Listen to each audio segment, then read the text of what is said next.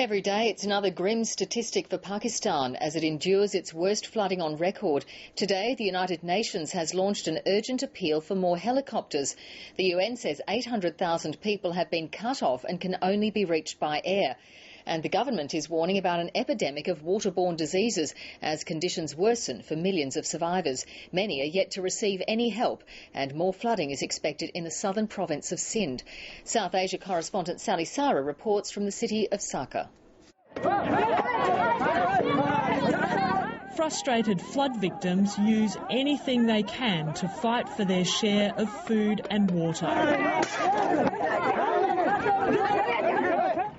But some are too old and frail. This woman begs us to take her scarf in exchange for something to eat. Another woman has water, but nothing more than a plastic bag. Soldiers try to beat back the thirsty crowds. This is the only clean water for hundreds of flood victims. These people are among the many millions across Pakistan relying on hit and miss aid for their survival. This is what happens late every afternoon here. People are coming to get what they can, the food and water that's being donated on the side of the road. There's a lot of chaos and people are very desperate to get what they can as quickly as they can. There is some order inside a nearby camp run by the Pakistani Air Force.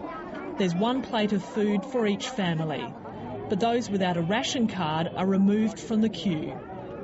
The conditions inside the camp are basic, but Mohammed Haroon Pahor knows it could be much worse.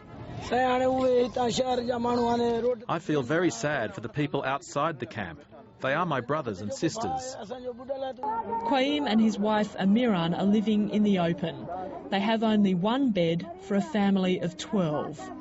Qaim is too weak from tuberculosis to look for food. His wife can only comfort him. I am worried about my husband and eldest son. He's still missing in the floods.